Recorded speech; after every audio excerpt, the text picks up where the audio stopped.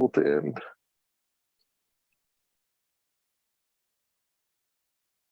Okay, so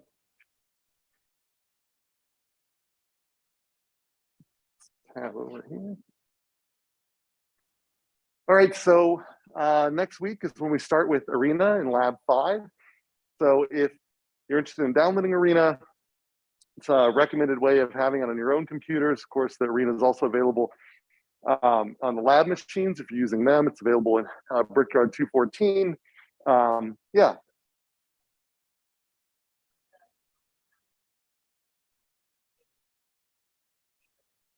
You shouldn't, I wouldn't go, I'm surprised it's on my apps. I would go, if you go to the Canvas page and follow the installation instructions there, I've got a cached installer you can download from Canvas, or you can go to Rockwell directly and just download, because it's free for students. Yeah. So that my apps, I'm guessing, because ASU does have a site license, I think if a faculty member wanted to use Arena for their research, that's why that's there. But the student version is free from Rockwell. So Lab 5, it'd be, you can get to Arena from remote. We have two modalities now, one where it connects effectively to a Brickyard machine remotely, another one where it uses a cloud-based third-party service, and that's what we're gradually transitioning over. It can be a little slow, in part because whenever you run a simulation in Arena, Arena checks with a license server to see if it's still licensed and then runs. And so there's a lot of these handshaking between it and the license server that for whatever reason are pretty slow in the cloud-based Aporto mechanism. And they've tried to speed those up as much as possible, but I have a feeling that no amount of complaining on my part is going to get them anything faster. So remote is definitely an option, but if you have the ability to install locally, that's going to be the better way to do it from remote. If you have a Mac, if you have the ability to install a parallelization software, then that is going to be a way to go as well. But you can get to it from remote. It just is a little slow if you go through that remote way. So that's that. Like the homework, last time homework B1 solution sets are available. ICAs are available. Homework C2 is available. It's due next lecture. It's a pretty straightforward homework assignment, but we're not going to cover it until after it's formally due, but then you've got that 4-day grace period, and so we will overlap in coverage there. I kind of accelerated the due date of homework C2 just so we have enough time for you to get the next homework out and its solutions before the midterm, so you can study from the solutions for that one. So in homework C2, it's just 2 questions on random number generation. So you're going to do some random number generation for part 1. It's pretty much a plug and chug formula. And then in part 2, you're going to be given a bunch of random numbers, and you're going to run a Kolmogorov-Smirnov test, which is a little bit like a chi-squared test, to see if they're appropriately random. So for question 1, make sure you include formulations, but given that each step it uses the same formula, then it's okay to sort of give me one formula and then, to make it clear how you're plugging things in. In question 2, if you summarize your results in a table like the book does, make sure you indicate your formula use in the table headers. So if you look in the example that the book does, you can see how they've done that, where again, it's sort of a rote calculation of some differences and so on. Just make sure you indicate what each column is, what difference is being taken and so on. So if you mimic what the book does, you should be in good shape. If you're not familiar with this notation, it says this on the homework assignment too, A mod B, that means that this is as if you're dividing A by B and taking the remainder. So it's the remainder when dividing A by B. So if you do 5 divided by 4, there's a remainder of 1. So 5 mod 4 is 1. And that says that on the homework assignment there too. If you need other help, again, this is like a modified version of a book exercise. You should be able to find it there. I've also put videos and tips right along with the assignments. If you go to the assignment page on Canvas, all that's linked there. So there should be a smorgasbord of help. And of course, you can also send us notes if you need extra help. So that's homework C2. Homework D2 is also available. It's due a week after the next lecture. It is going to involve doing a little bit of calculus, some basic integration, a little bit of algebra, some inverting things, and that will prepare you for the inverse transform method stuff that we will see in lectures E1 and E2, as well as you will be, that'll be something that'll be kind of the last thing that's covered on the midterm. There's this Canvas activity coming up, ICAF, that's meant to be a midterm review. It's not available until after E1 has disappeared. It will randomly sample from previous ICAs and add in a few other questions. Most of the questions will be randomly sampled from previous ones. And you can take it as many times as you'd like, and it'll give you the highest grade. And it is a little longer than previous ICAs, so it has more points in it. So, there is a drop policy with ICAs, but I would recommend that you make use of ICAF as a midterm refresher. And if you complete it, and you complete it multiple times, you get a high score because it has 3.5 times more points than a normal ICA, then it can buffer your scores for the ICAs that aren't dropped. So highly recommend you consider doing ICAF, which is a midterm review one. And then we're talking about the midterms about 2.5 weeks away. We can get into more details as we get closer to it, but it is a multi or two-stage exam. Those 2 stages will replace the normal lecture times. You can still come to class to take them then, but they are a Canvas-based exam, so you'd have to bring a laptop or something to take them. Again, we'll get into details about that, but basically stage 1 is an individual exam, stage 2 is a group exam. It's the exact same exam, 80% stage 1, 20% of your score stage 2. Stage 2, you can work together. Stage 1, you have to work on your own. And there's no solution sets or scores in between the 2 stages. So we'll get into details of that as we go on. Just putting that reminder up there, something to think about. It's about 2.5 weeks away. If you're interested in the competition, we're getting close to the end of September, and the Rockwell competition here, I think September 30th is the entry deadline. Similar deadlines for the FlexSim and Simio competitions. So that's all I got. Any questions about announcements or anything going forward? Questions online? Let me make sure I open up that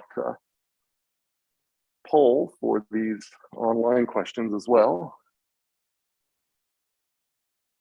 There's a question in the chat that says, where can we find the new textbook? I assume you mean the lab textbook. And the lab textbook is available in the library. It's also available, it's downloadable from Canvas. So if you go to the textbook section of the course information, you'll find it there. So like I said, I've made it available, but you can also find it at the bookstore. You can also find it at the library. Any edition will do really after the 3rd edition. It hasn't really changed much. And they haven't released a new edition since Arena came out with its new interface. And so the screenshots in the book are going to look like the older Arena. So we have to deal with that. But so you should be able to find the lab textbook in a number of different places. Again, it's on Canvas if you don't want to buy it. Okay. All right. So today we're talking about probabilistic modeling. Why are we talking about probabilistic modeling? Because as we've talked about, the rest of the course is going to be about discrete event system simulation, which are stochastic models where we try to generate sims that have realistic variation, where the outputs of our sims are going to look like they go up and down, just like real world models. And in order to do that, we are going to use randomness as a source of the variation. So we're not saying that real world systems are random. We're saying that it would be hard for us to model all of the details deterministically, even if we live in a deterministic universe. So for the purposes of modeling, we use randomness instead, and it just makes the modeling simpler. And that's so-called stochastic modeling. Using randomness to simplify modeling is stochastic modeling. And so how do we choose the randomness? Well, input modeling selects the right probabilistic models that mimic whatever actual processes go into the realistic variation.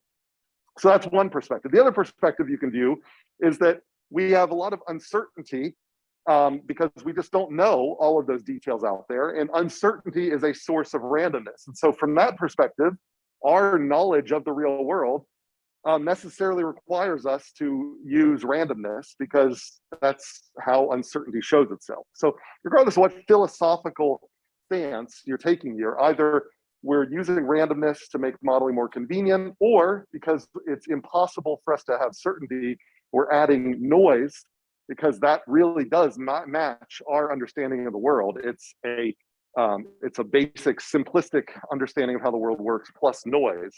Either way, if we want realistic variation, we have to use randomness inside our models. So we can't get away from randomness, and so we have to talk about probability, which is the mathematical structure that helps us get a handle on randomness.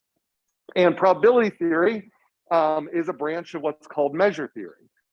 Measure theory is the sort of the branch of mathematics that allows you to measure the size of sets in a way that makes sense. So if I have a set like this, if this little set somehow fits into this medium-sized set, somehow fits into this bigger set, if I have a measure of the set, then I should be able to say that this little set maps to one part of the real line, the bigger set maps to a later part of the real line, and the larger set maps to a larger part of the real line. So in other words, if I come up with a good way to measure the size of sets, then it should be the case that if I take the measure of a set, whether it be something that looks like this or something that looks like this, if I cut that set in pieces, then each measure of each individual piece should be smaller, and all the measures should add up to the big one here. So that's really what measure theory is all about. Integration, which we normally just, early in kind of your college career, we just say, oh, that's calculus. The subject of integration comes from measure theory, because if you think about what you're doing when you're integrating under a curve, is you're effectively assigning a number to an entity, which is sort of a set. And so that is what integrals do, and that's why integration is used so much in probability theory. So probability theory is a subset of measure theory. And so when we talk about things out of probability theory, we're often going to use language of measure theory. So like we talk about a random variable. Well, a random variable mathematically is neither random nor a variable. It's a mapping of outcomes to what we call a measurable space. So if I go back to my measure theory diagram here, in order for me to assign a weight, W-E-I-G-H-T, a size to these sets, I have to somehow have a way to take these sets and map them to a number line, and then have a way to then add up kind of all of those contributions. And that's what a random variable does, is it takes outcomes that happen in the real world, like someone arrives at this time, someone arrives at this other time, the die comes up 4, the die comes up 6, and it maps those outcomes, which are not numerical, to some numerical representation. And outcomes, this term outcomes, are mutually exclusive results of an experiment. So when I use the term outcome, the outcome itself is not a set. Outcome is one thing that could happen. The experiment could end this way or that way. Those are two outcomes. So the measure space is typically taken to be all of the real numbers. And so every particular way an experiment could end, a random variable maps to one real number. And so, so this is a way to organize numerically something so that outcomes in the real world can be quantified. Their uncertainty can be quantified and mathematically modeled. And so the example I have here is if I throw up a bunch of coins, the number of coins landing heads up is a random variable. So the actual outcomes are the states of these coins that are landing on the ground. There's nothing numerical about them. There's just a bunch of coins. Some are heads, some are tails. I can choose to map the outcome of that experiment of throwing the coins up and seeing what they get down there to the number of heads. I can say, oh, that's 6 heads. And so I can map that outcome to the real number line. And that would be a random variable. So that's kind of our example of what we mean by random variables. So formally, the more you do with probability theory, you will see this notation here, where a random variable is not written as a variable, it's written as a function, where it's a random variable x is a function that maps from the sample space, those are all of the outcomes, to a measure space, which is the real line in most cases. So this omega here, we call the sample space. It is the set of all mutually exclusive outcomes from an experiment. And the so-called range of a random variable are, which we would write as this image here. So if mathematically speaking, we refer to the range as the image of the sample space through the random variable. And so if you take all of the possible outcomes and map them to all of the possible numbers that they can map to in the real line, the subset of the real line is the so-called range of the random variable. For convenience, this function is often just replaced by its name. So we often refer to just random variable x, but the mechanics of what's going on behind the scenes sometimes require us to remember that it is not a variable, it is a mapping, it's a function. So that's kind of the fundamentals there of where probability theory fits into measure theory. Now, what do we do with those? Well, we take those outcomes, and if we put a set of them together, we create what in measure theory and probability theory is called an event. Now, this is not the same event as in a discrete event system. This is just, the mathematicians call it an event is a set of outcomes. So, I've got some outcomes up here, like a 6-sided die shows us 4 dots. Jeremy's the only student who shows up in class. But events are subsets of the sample space. Like, it could be singletons. So the same thing, a 6-sided die shows up 4, Jeremy's the only student, or a 6-sided die shows at least 4 dots. So now I'm grouping outcomes together. So it's sets of outcomes. So you have single outcomes, which are just elements of the sample space. And then I have so-called events, and events are sets of outcomes. And those events are what we are going to assign probability, as we'll see. So this is just language that we use in probability here. All right, so each random variable is also associated with what we refer to as a probability measure, which is typically written as capital upright P lowercase r. Sometimes people abbreviate that with just a big P, but formally that's kind of a formal notation there. And this is a scale that can weigh the event sets. So this is the thing that actually assigns the number to the set. And so this probability measure must guarantee a conservation of mass. And what we mean by that is if you weigh an event set and then you weigh subsets of it, it can never be the case that the subsets weights add up to more than the whole event to begin with. Likewise, if you weigh all of the mutually exclusive events and you add up all those things together, they can't add up to more than the sample space weighs. So this idea of mass, really that's what measure theory wasn't invented for probability. It was invented for a much bigger set of problems that have to do with how do we deal with mass? How do we deal with the fact that objects in physical space have mass? And when you cut them up, they have less mass. And when you put them back together, they have the same mass again. Measure theory was the mathematical framework that helps us deal with mass.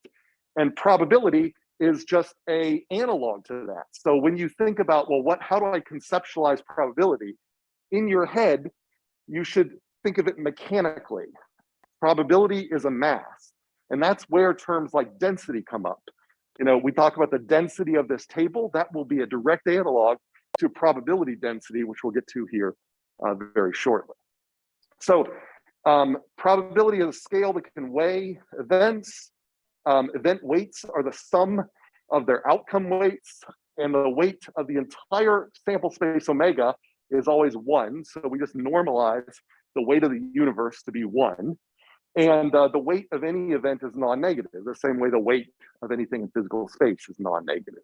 So those are sort of the rules that must occur for every probability measure. All right, so any questions about these definitions so far? I know this is probably all review, but just trying to make sure that we're all on the same page with the terms we're using: outcomes, events, probability measures, and so on. And trying to set us up to never think about probability as a weird separate thing. Probability is mass. If you understand mass, you understand probability. And we'll see that more and more.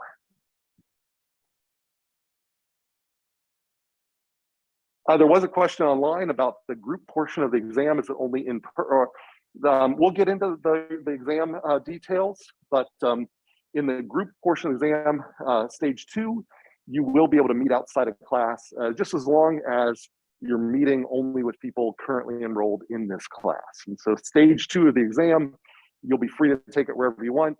You'll be free to collaborate. You can go into Discord, you can go into Slack, whatever. But all of you should be in this class who are working on stage 2. All of you will have already taken stage 1, so you'll have that shared experience. So again, we'll get to those details as we go. Are there any other questions about these definitions or the exam, I guess? Okay. All right, so we now have to talk about, do we have discrete or continuous random variables? So a discrete random variable is one whose range is countably infinite. Finite or countably infinite. It can be finite as well. So this is not the same discrete that we have in discrete event systems. A discrete random variable has to do with kind of not the discreteness of time, but the discreteness of space. And so an example here would be like the number of jobs arriving to a job shop. Well, that could be anything from 0 to infinity, but we can assign each one of those outcomes to the integers, basically, so they're countable. And so if you can assign, if that probability mapping doesn't need the whole real line, if it can assign itself potentially to the integers, then it's discrete. If it's finite, so a subset of the integers, then that's also discrete. So that's the difference between discrete and continuous here, is that the range is finite or countably infinite. So in those cases, we can write the range as a set, and we can use these shorthands, like the little p probability of any particular outcome in the range this is a shorthand for the big probability that the random variable is equal to that outcome. So this is sort of a mapping. So we often use this shorthand with discrete random variables. And what carries over with our properties of probability, little p of any outcome is greater than or equal to 0, and the sum of all of them equal to 1. So we refer to this little p function as the probability mass function, or PMF. And the collection of the outcomes in the probability mass functions is the probability distribution of x.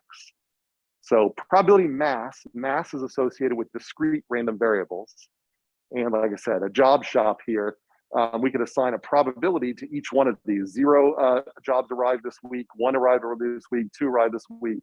But even if it's infinite, the sum of all those together has to equal 1. So that's a discrete random variable. Any questions about what I mean by discrete random variables and countable ranges? Questions online? Okay.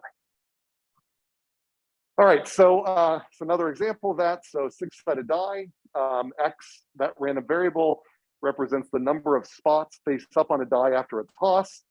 I could specify that this die is unfair, so it's weighted so that the probability of a given face is proportional to the number of spots or dots showing on the face. And so if I were to write that, I would write that as the probability of getting 1 spot is 1 out of 21, 2 is 2 out of 21, all the way up to 6 is 6 out of 21. So where p is the probability mass function associated with x. Why are there 21 in all the denominators here? Anybody? So I could have just said 1, 2, 3, 4, 5, 6, and that would have ensured that the probability of it coming up 6 is 6 times as much the probability of it coming up 1. But why did I have to divide them all by 21? There are 21, yeah, we could think of it as, there are, the numerators here all add up to 21. So, so that's the kind of key point here, is that yeah, you could think of it as there's 21 dots, and that's one, but what's the significance of that when it comes back to probability? The sum of all the probabilities have to add up to 1. And the only way that happens is if we normalize by the sum of all these numerators here. So we can often specify probability without giving all of the numbers out. We can just say that this outcome's twice as likely as this outcome. That outcome is 3 times as likely as that outcome. And sometimes we get those specifications. Like people will say, well, I don't know what the probability mass function is, but I know that this particular outcome happens 10 times as much as this other outcome. And so when you're actually doing the modeling, you write down those relationships, and then you keep in mind that all probabilities have to be greater than 0, and the sum has to equal 1. So once you write down all the relationships, then you write down the last relationships, so they all have to add up to equal to 1, and then that will tell you how to normalize them. In this case, if you normalize them all by dividing by 21, you ensure that they all add up to 1. So does that make sense? Just trying to make sure that all the probabilities add up to 1, so I can specify relationships, so then I have to normalize afterwards. So this is consistent with this description, but it's also consistent with our rule that they add up to 1. Okay. All right, so that's discrete. We can visualize discrete random variables using these sorts of plots. So, so each one of these things, it's called a Dirac delta measure. It doesn't really matter, but that's formally what it's called. And so they kind of look like little hairpins when they're plotted this way, with the dot on top and this coming down here. And that just indicates that, like a child standing at a spot on a seesaw, it's concentrating all the mass at that point. So there's 1 out of 21 concentrated here, 2 out of 21 there, 3 out of 21, all the way up to 6 out of 21 there. So we will often draw discrete random variables this way. It's a little bit of a pet peeve of mine when people plot discrete random variables continuously. So notice that I did not connect these dots because there are no outcomes in between. So there should be no mass in between.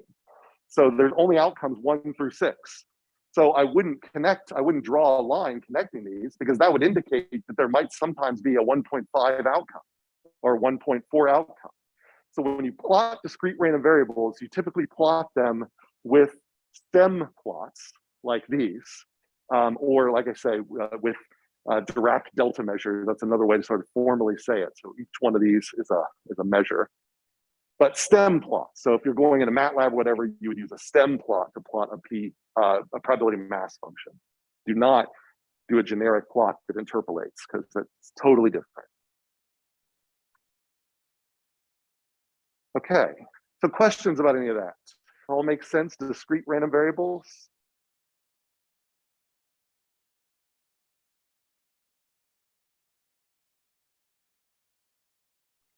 And there was I think that question about stage 2 showed up on the poll as well, and I think I answered that earlier. Okay. All right, so now the other half of it, continuous random variables, which are weirder to get your head around. But again, if you don't worry about probability and think about it as mass, if you think about it, this is your statics, not statistics, your statics class, then this should all make sense immediately. So a continuous random variable is where its range is an interval or collection of intervals. And so it doesn't exist at discrete points, it exists on a continuum. And we have a probability density function of this random variable, which represents the density, not the probability, the density of this random variable. And so it's kind of like when I pick up this table has a weight, and that weight represents the total probability in the whole distribution. That's like the area underneath this curve.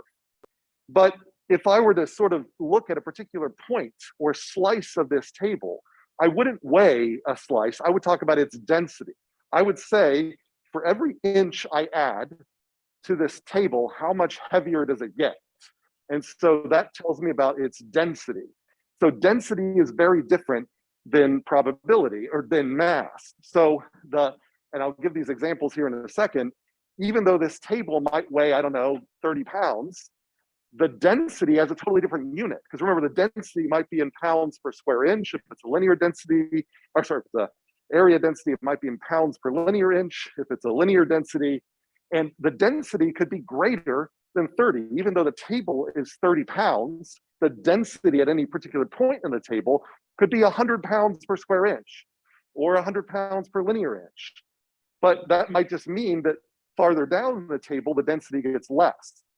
So density does not have to be bound by the total probability, the total mass, and probability density will not be bound by 1. It is not a probability. PDF's probability density is not probability. So that's what we're talking about here. So the PDF is such that density, like mass density is always greater than 0. Density is equal to 0 if it's not in the range. So if the outcome doesn't occur, it has no density. The key thing here is the integral of the density over the range is equal to 1. That's just saying that if I integrate under the density of the table, I'll get the mass of the table. But the densities themselves can be greater than 1. Density is a totally different unit. One of the downsides, I think, of mathematicians and measure theory is they don't think in terms of units because it's all very abstract. We should have given units. We should have said that probability has a unit of prob and probability density has a unit of prob per unit outcome or something like that. That would be something I think would prevent a lot of confusion. But unfortunately, conventionally, probability density and probability are both viewed as unitless. So it's often you think, well, probability density sounds like it's probability, but it's not. It's a totally different quantity. And that's why densities can be greater than 1. Water's density can be numerically greater than the weight of a cup of it. Similarly, an infinitesimal droplet of the sun has no mass, even though it has huge density. And so that's why if I cut an infinitesimal slice of this table, a little pancake of this table, and I held it up and then I weighed it, it would probably come up as 0 mass. Now its density wouldn't be 0 because the density is uniform throughout the table. So that's the reason why when you integrate, why a point outcome in a continuous random variable has 0 probability, but it has non-zero density. The same reason why you can have non-zero density at an infinitesimal point of a table. But if I pull that infinitesimal point out somehow and put it on a scale, it'll come up with 0 mass because that density doesn't get multiplied by anything. It doesn't actually have volume. So mass comes from the combination of density and volume. Probability comes from the combination of probability density and outcome volume. So it's the exact same thing. So I give kind of these examples here.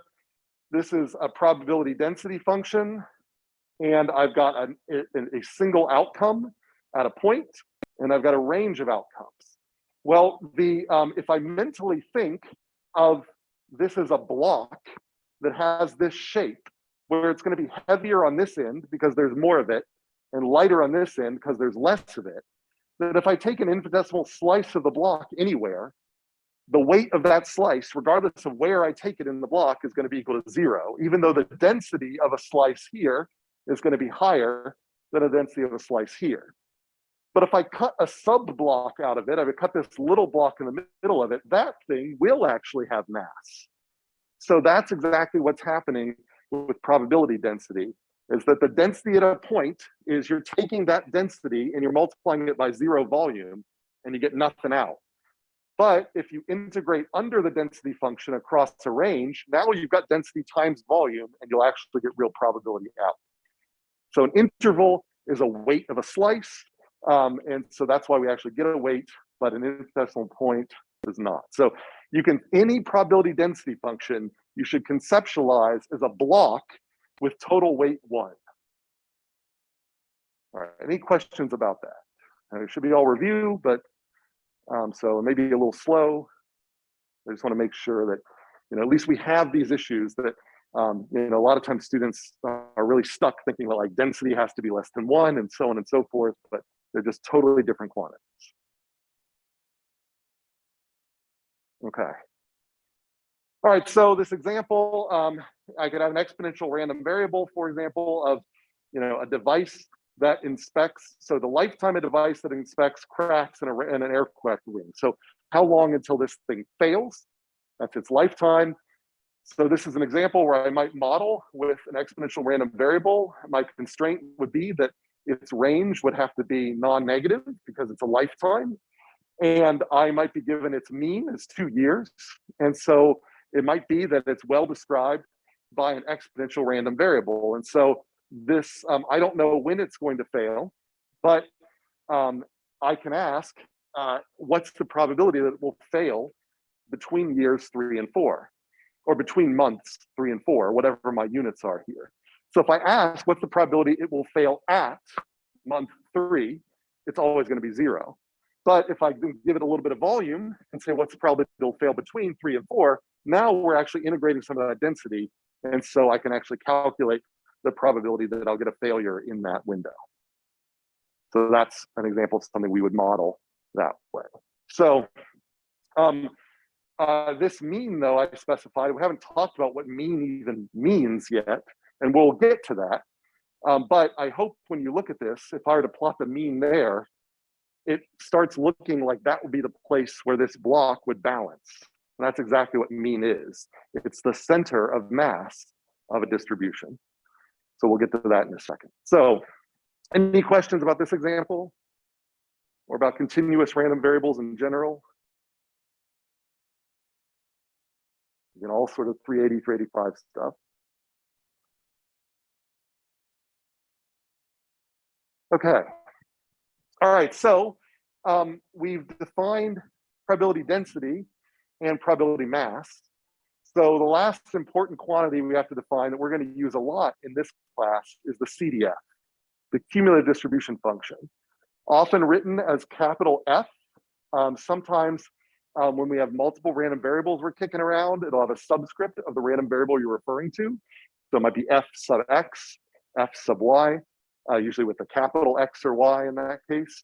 And it's formally defined as the probability that the random variable of interest is less than or equal to whatever the argument is. So for a discrete random variable, it's just the sum of all outcomes that are less than whatever outcomes in the argument, the sum of the probabilities of those outcomes. For a continuous random variable, it's the integral under the density function from negative infinity all the way up to the outcome that's in the argument. And so we're just summing up probabilities, basically. How much does the block weigh from this point down? How much do these particular outcomes weigh from this outcome down? That's the discrete versus the continuous. It has really nice properties because of its cumulative distribution function. If outcomes A is less than outcome B, then the cumulative distribution at A will be less than or equal to the cumulative distribution at B. It always ends at 1. It always starts at 0. And the probability of, if you want to calculate what's the probability of any interval, it's just going to be the CDF of the upper bound of the interval minus the CDF of the lower bound of the interval. So really super useful properties. So if I gave you a probability density function and it's cumulative, and I asked you to calculate the probability of an interval, you could go through the trouble of integrating under the density function, or you could just plot or plug in B into the CDF and A into the CDF and subtract, and then you don't have to do any integration. So the CDF is a great way to get around doing integration because it's already been done for you. So any questions about the CDF? Again, it's just a probability that we're less than whatever the argument of the CDF is.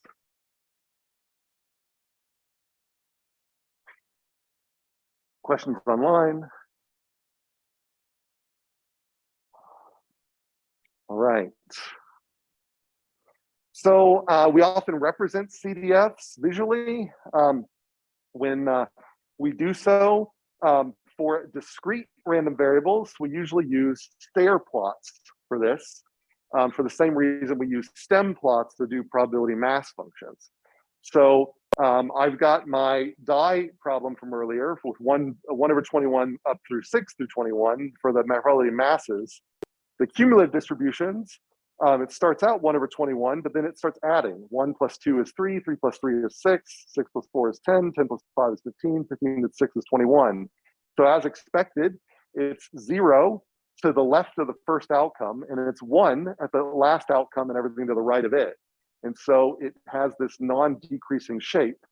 And I've plotted it here where it's got these steps that exist at kind of the lower corner of the step all the way to the next outcome, and then they jump back up.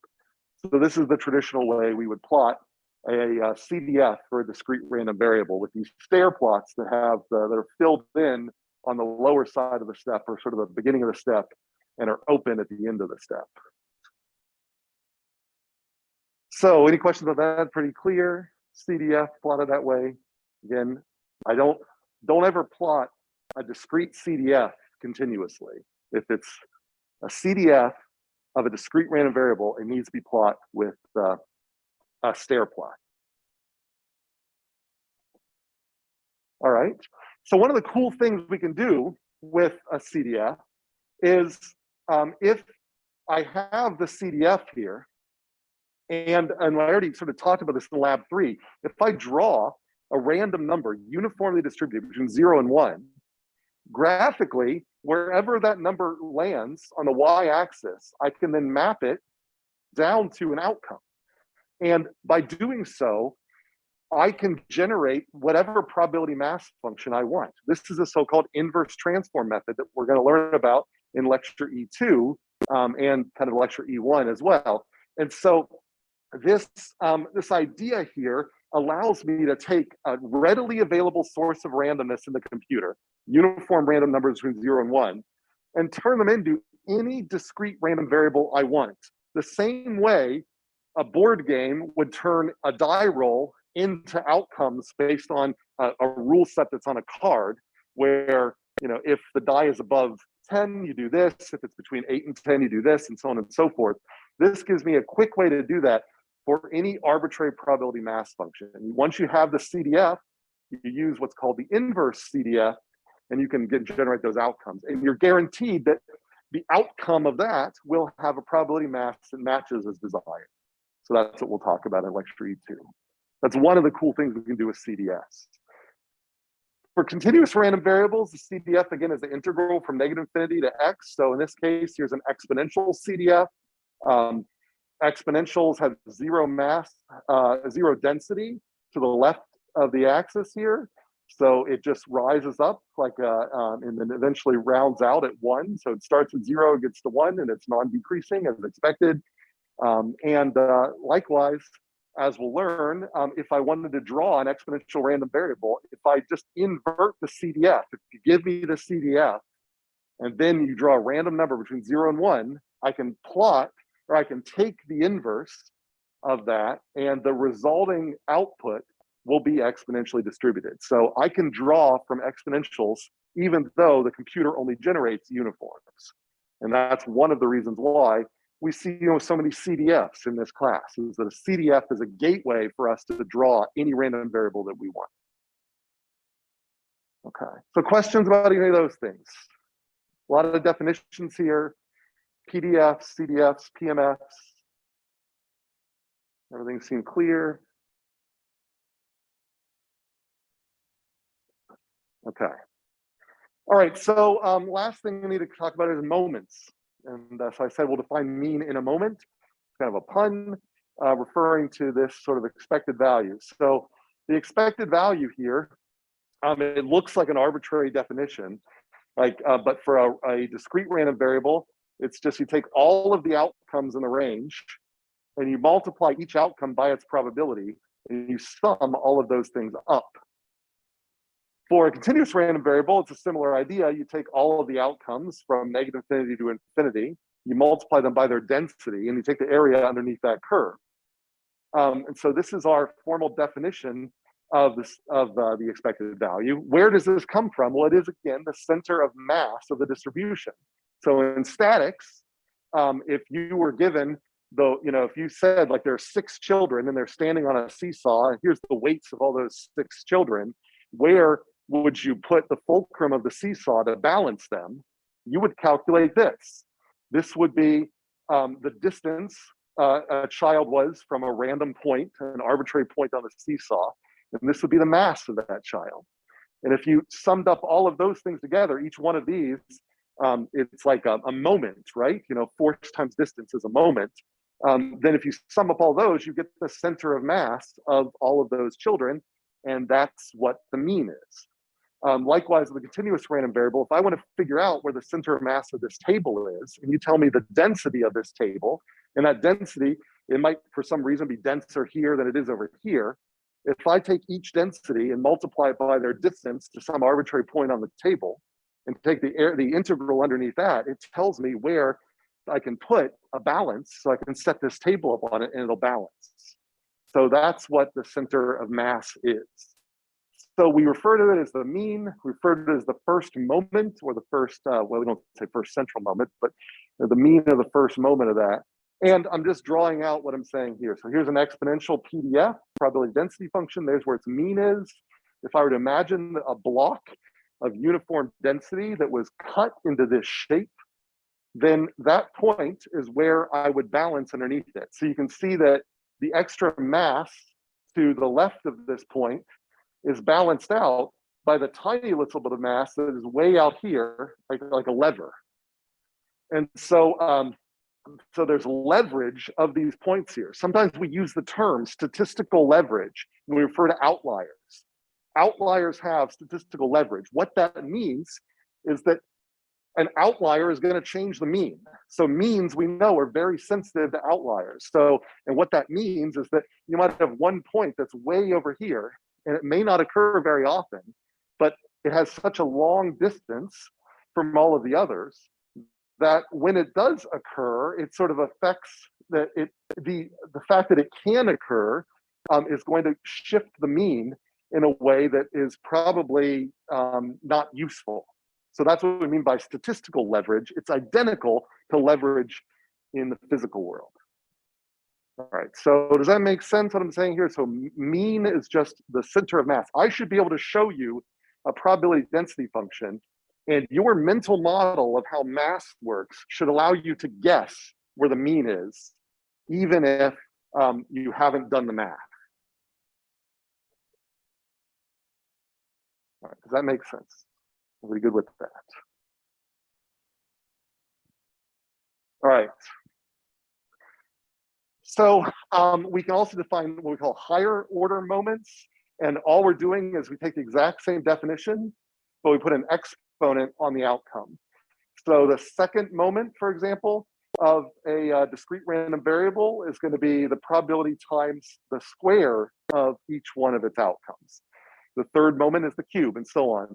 With likewise, for a continuous random variable, we take the outcomes and we cube them or square them, and then we take the area underneath the product of them and their density function.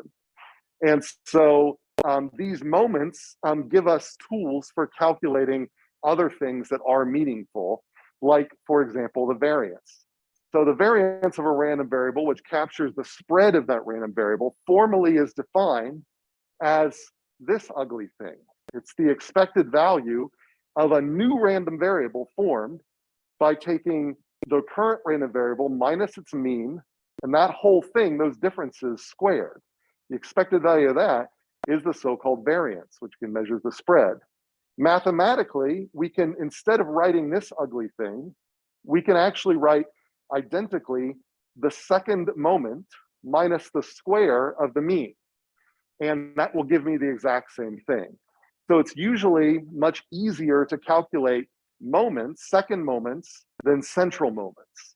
So rather than having to deal with this ugliness, we might, in fact, already have a table of these things. And so that's the reason why we kind of need to know these moments is that moments are sort of easier to calculate, they're easier to tabulate, they're easier to have on hand. And if we have those moments on hand, we can use them to calculate other things like variance. Standard deviation is the square root of variance, as you all know. We'll use the symbol sigma for standard deviation and sigma squared for variance. Any questions about that?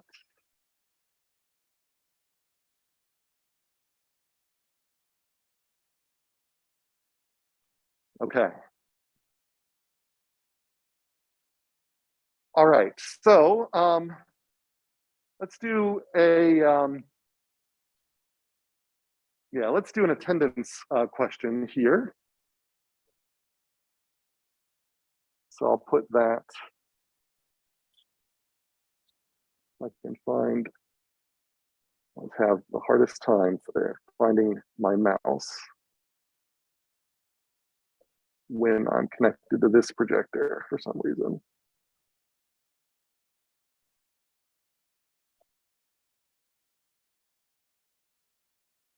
Okay, there. All right, so attendance question. Let's do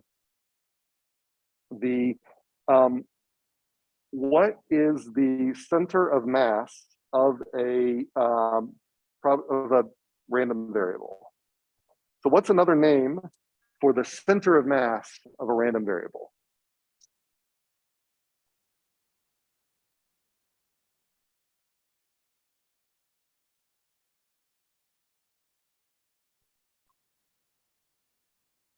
All right, so those are our kind of probability fundamentals. So that should be kind of all review. So where do we go from here?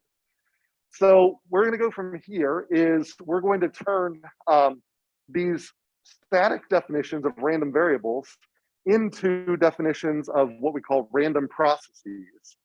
And random processes are things that actually allow us to introduce dynamics. So we'll be able to talk about like how queuing networks can be viewed through the lens of probability. So that's something that we're going through there.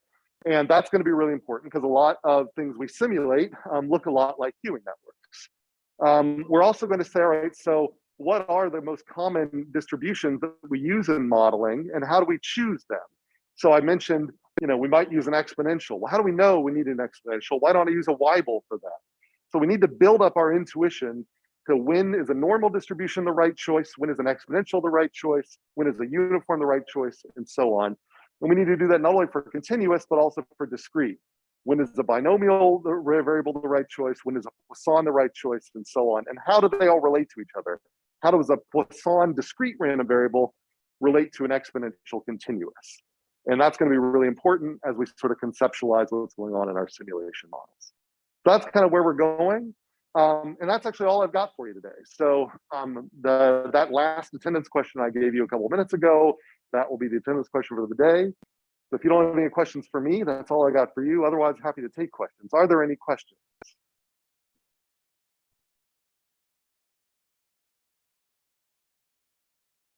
All right, well, in that case, hope you have a good weekend. We will see you Tuesday.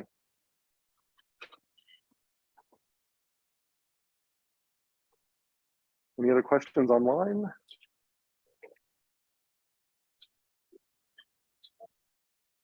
If not, then I will go ahead and end the room.